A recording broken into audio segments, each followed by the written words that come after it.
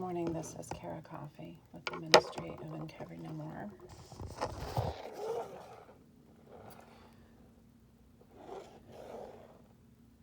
Solidarity for Tribe Judah is where we are worldwide, and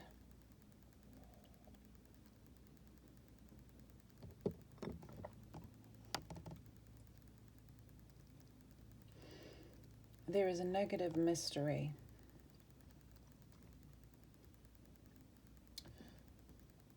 and a positive mystery in what is happening with Tribe Judah. There is a defining of what is real holiness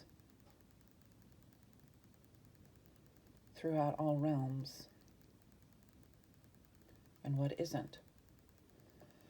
And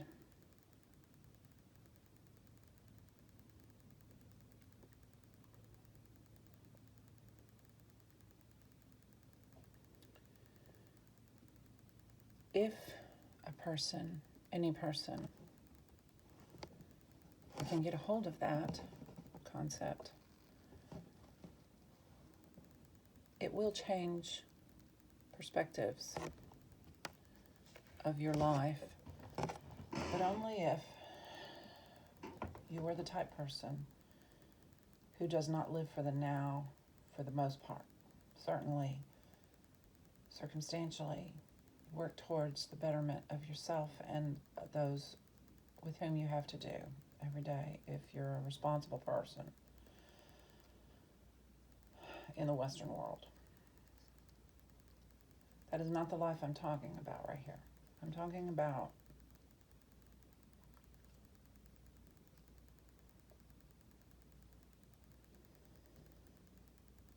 a true mystery of abiding in love never fails. The reason that I'm speaking about this right now is because I'm going to read out loud 3 by TS Eliot.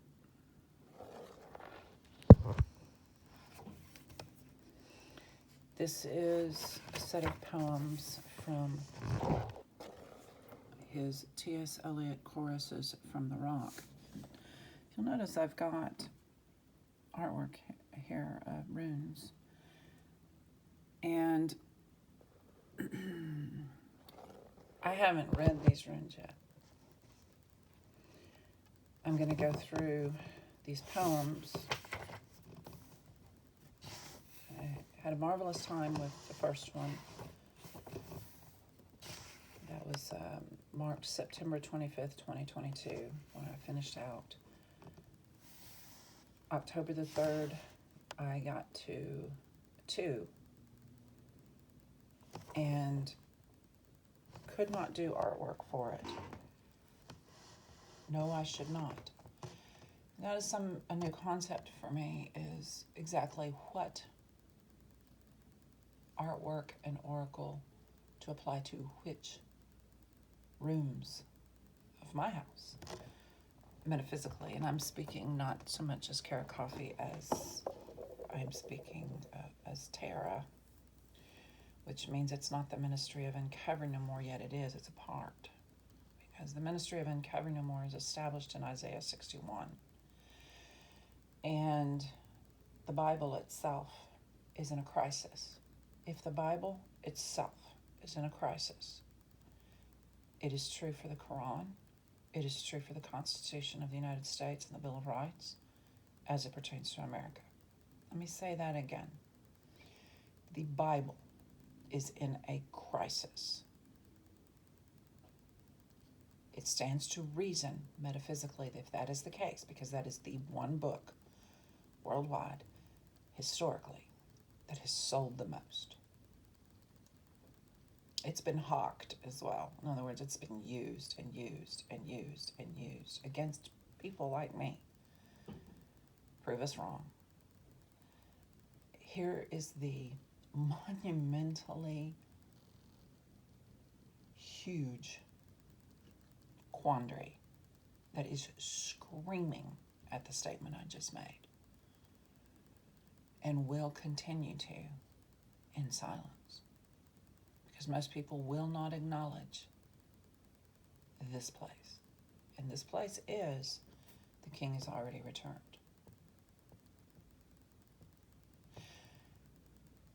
I can imagine, because it's happening to me on a smaller scale.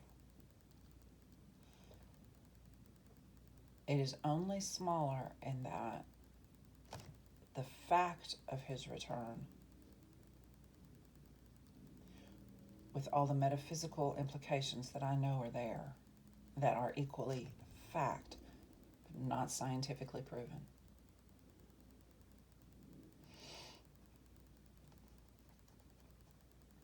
is what I'm talking about. And the reason that I'm talking about this is because 3 by TS Eliot, within Choruses from the Rock,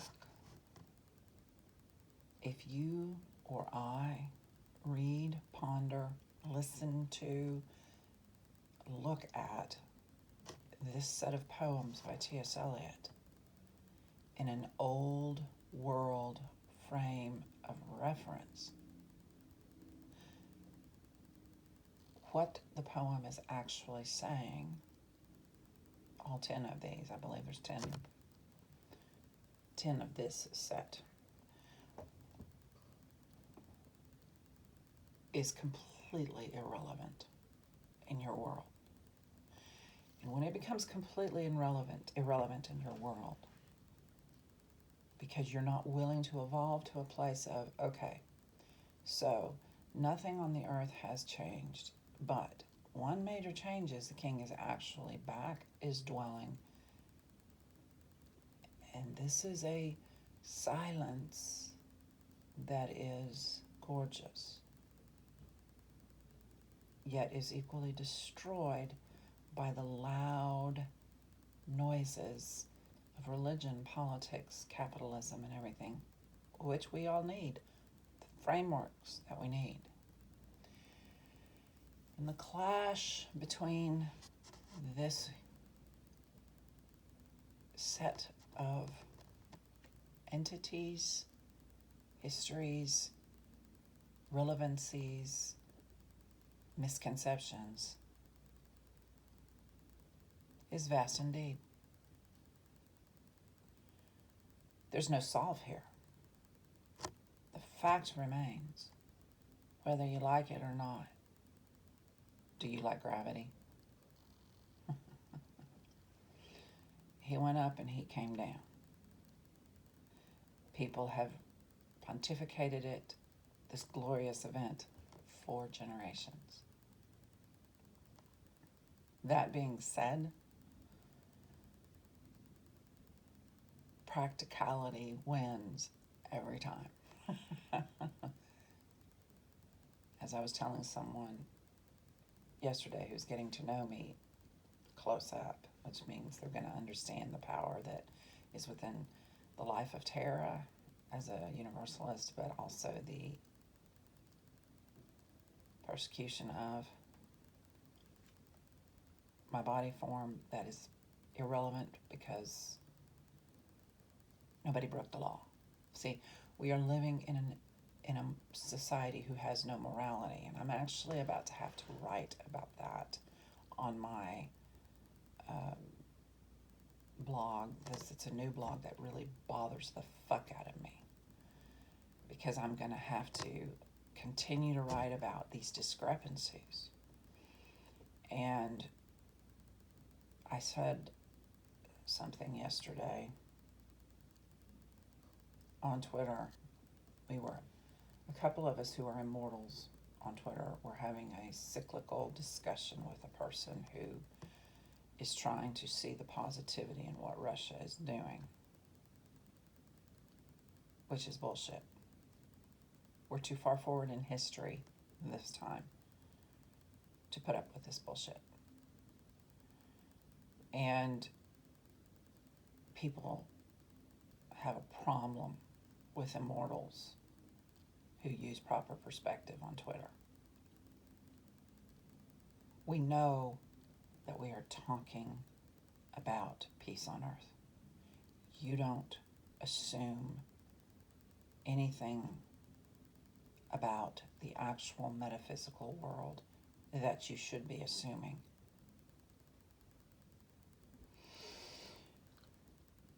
You're not, by and large, the educated population like myself.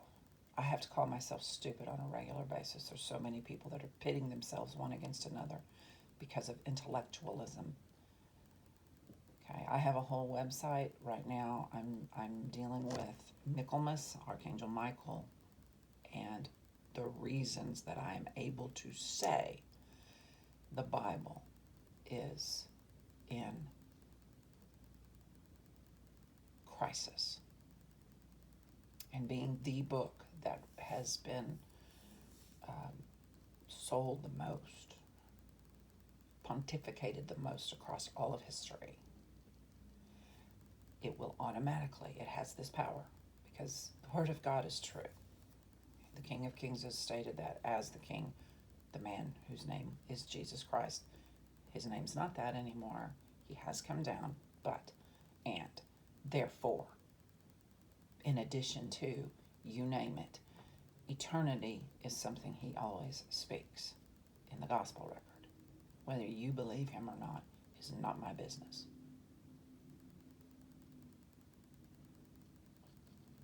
There's plenty of scriptures in there talking about plenty of people in the modern educated world who rail against the idea of God in all capitals, and archangels in all capitals, and angels and seraphim and all of that in all capitals being here today.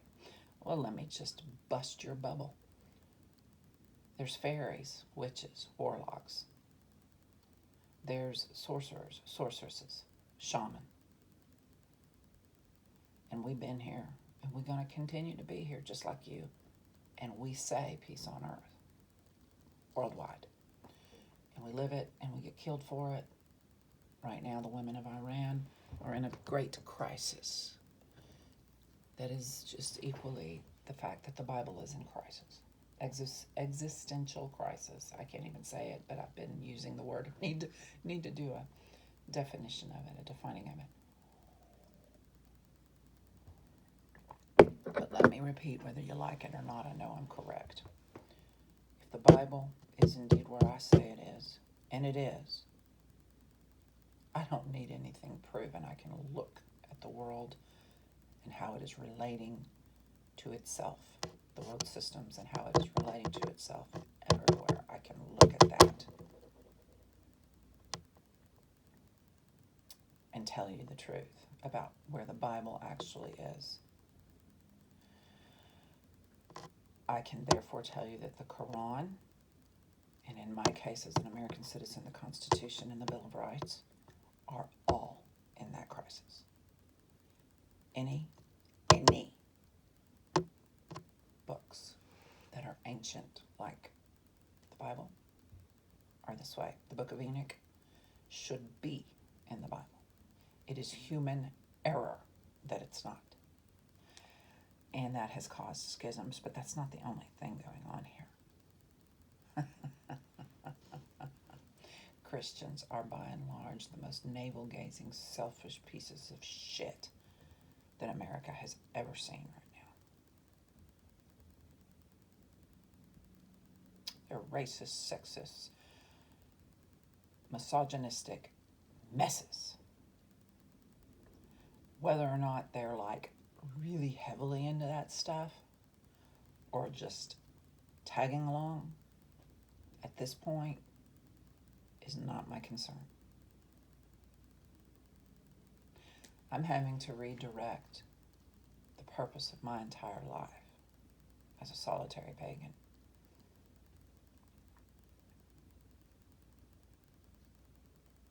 And that is joy unspeakable and full of glory. So I'm not sweating this one this time, and I'm choosing not to have any metaphysical pain for the loss, because that is bullshit. in this world. There is no loss. And you can't come here if you don't understand a couple things. The King is dwelling. So are archangels, angels, seraphim, all of that realm. And there's been some things overcome that are explainable, and authors have left us those records. And I have a gold mine in this very room that I'm sitting with my incense and my tea light of the actual truth woven across many generations. These are humble authors, humble poets, yet 100% accurate in their prophecy, their legacy, their testimony, and their reality. Let me give you an example that many, many people know about, and that's Albert Einstein. If you actually read what he wrote,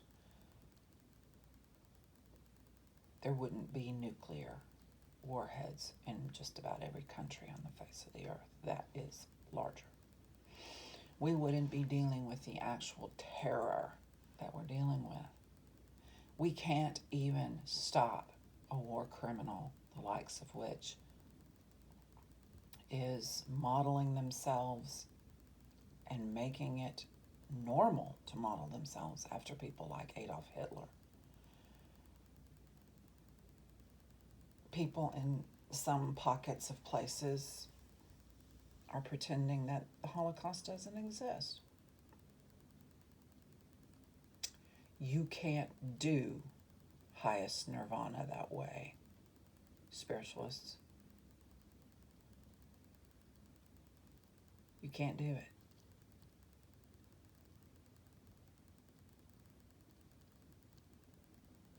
You can't gloss over wickedness. Now, I'm going to read this poem, and I have basically no hope that anyone except for the very few of Tribe Judah who understand what I'm talking about and are evolving understanding. I have been most of my public life since I was 7 years old what the Apostle Peter in the New Testament says about the Apostle Paul speaks of great things. My father was the same way. We're visionaries. There's many of us, and our voices are not heard because people are too intent on, you name it, they're intent on it. It's not helpful.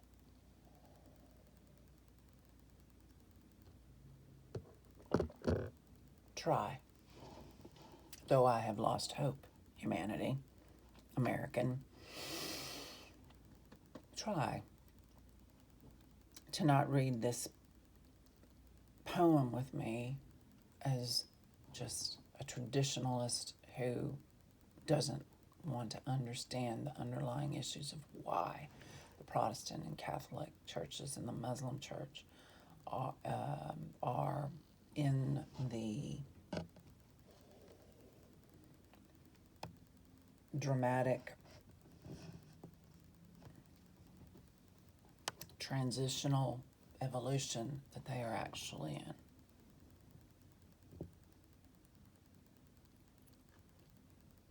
Try.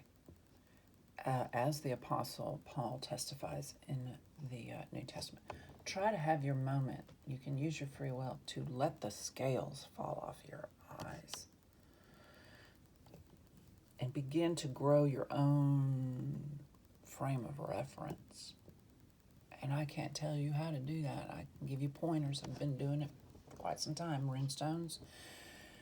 Grasp the idea that the King is dwelling. Just accept it.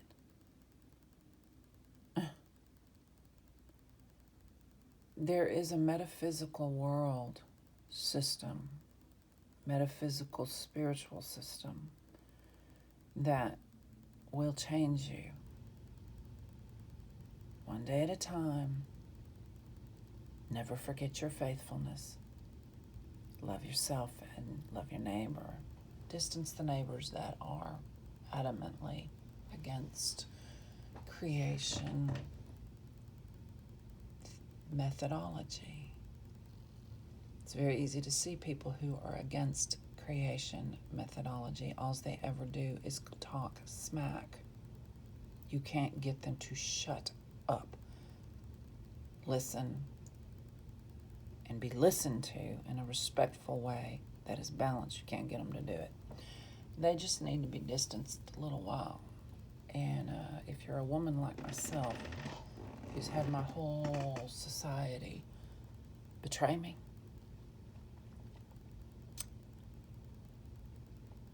you say to the rejection, to the negativity that's been spewed and sometimes continues to be spewed around you, go fuck yourself. I have been for years advocating for more positivity than this. I warned and told people time and again about my metaphysical, not only my abilities, but the understandings that would need to come forth, because I am tribe Judah elect, according to the book of 2 John in the New Testament, because Antichrist removal is my job. And seeing as how I'm a large family mother for a purpose,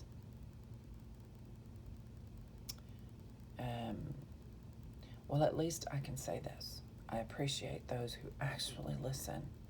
I'm not here to give you, fairy godmother, just give you in reality exactly what you think is necessary all the time in agreement. See, people just want agreement from someone like me.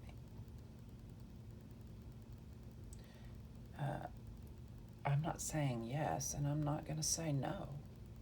I don't have an answer for that issue in my metaphysical life. Okay. So read this poem with me. And try, like I'm doing, retrain myself. Perspective-wise, I'm trying to retrain myself to appreciate the faithfulness in the buildings of years gone by, but on the other hand, understand the temple here and build a different way.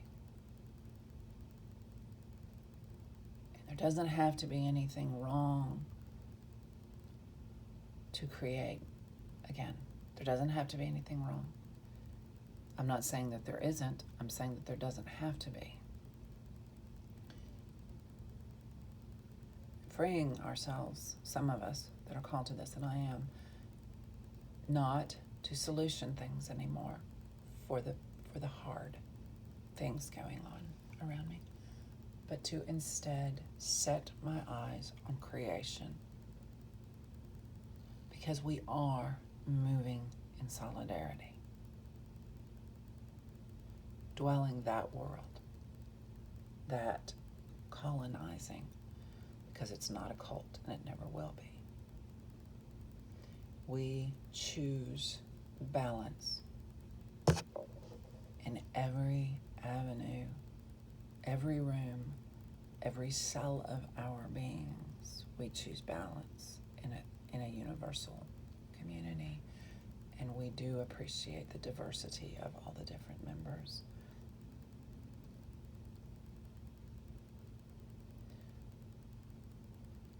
Try to read this poem with me that way. I'm sorry it takes me so long here lately with poetry to actually read the poem. I imagine that is an extremely boring thing, particularly if you're like me and you are required to sit in pews for years, hearing the same thing over and over and over again.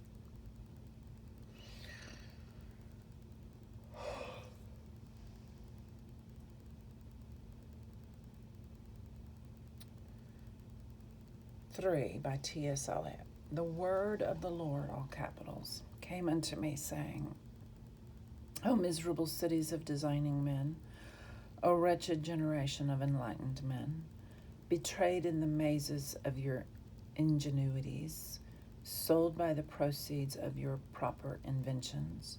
I have given you hands which you turn from worship. I have given you speech for endless palaver.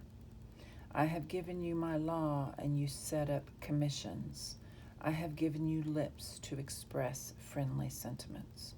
I have given you hearts for reciprocal distrust.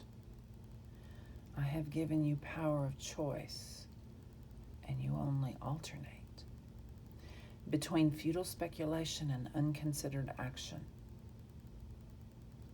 Between futile speculation and unconsidered action.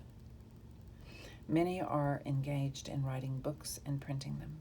Many desire to see their names in print. Many read nothing but the race reports. Much is your reading, but not the word of God, in all capitals. Much is your building, but not the house of God, in all capitals. Will you build me a house of plaster with corrugated roofing to be filled with a litter of Sunday newspapers? First male voice. Excuse me, it's a female saying it. A cry from the east. What shall be done to the shore of smoky ships? Will you leave my people forgetful and forgotten, to idleness, labor, and delirious stupor? There shall be left the broken chimney, the peeled hull, a pile of rusty iron, in a street of scattered brick where the goat climbs, where my word is unspoken. Second male voice, a cry from the north, from the west, and from the south, whence thousands travel daily to the time-kept city, where my word is unspoken. In the land of lobelias and tennis flannels, the rabbit shall burrow and the thorn revisit, the nettle shall flourish on the gravel court, and the wind shall say, here were decent, godless people, their only monument the asphalt road, and 1,000 lost golf balls. Chorus.